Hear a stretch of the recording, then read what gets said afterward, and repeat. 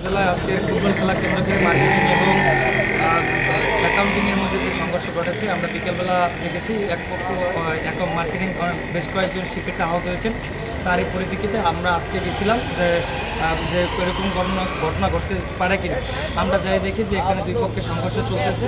আমরা সাধারণ শিক্ষার্থী দুই পক্ষের শান্ত করার চেষ্টা করি, তো তারপর প্রশাসনের সহযোগিতা এবং আমরা নিজেরা মাঠ পর্যায়ে থেকে পরিস্থিতি স্বাভাবিক করার চেষ্টা করেছি। আজকে যে মানে সমস্যাটা হয়েছে এটা হচ্ছে একটা তুচ্ছ ঘটনাকে কেন্দ্র করে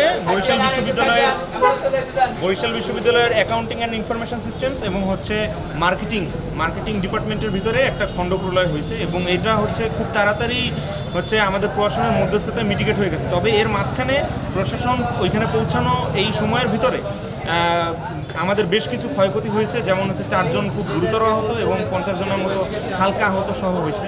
তো আমরা এটাকে দেখতেছি একটা বিশ্ববিদ্যালয়ের ইন্টারনাল ইস্যু ছাড়া আর কিছু দেখতেছি না এবং এখানে বিভিন্ন ধরনের ফেক ন্যারেটিভ সরানো হইতেছে যে এখানে বিভিন্ন ধরনের আওয়ামী অপশক্তি বা এই ধরনের ন্যারেটিভ তৈরি করা হচ্ছে। আসলে এই ধরনের কিছু না, ক্যাম্পাসের ভিতরেই আর কি সিনিয়র জুনিয়রের একটা বোঝাবুঝির একটা তারতম্য নিয়ে এটা হচ্ছে একটা তুচ্ছ ঘটনাকে কেন্দ্র করে এই ধরনের অস্থিতিশীল পরিবেশ এটা আসলে বরিশাল বিশ্ববিদ্যালয়ের জন্য কাম্য না। তবে একটা বিষয় আমরা বরিশাল বিশ্ববিদ্যালয়ের শিক্ষার্থীরা খুব উপলব্ধি করেছি যে আমাদের ক্যাম্পাসটা আসলে খুব অনিরাপদ।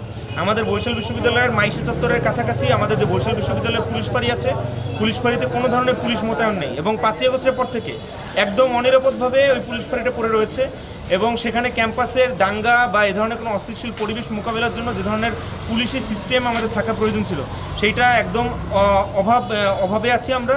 এবং যেই কারণে আপনারা দেখবেন যে কোনো প্রক্টোরিয়াল বডি বা প্রক্টোরিয়াল টিম নেই সশরীরে উপস্থিতি এবং আমাদের কিন্তু সেখানে ঘটনাস্থলকে মিটিগেট করতে ডাইরেক্ট উপাচার্যকে উপস্থিত হতে হয়েছে।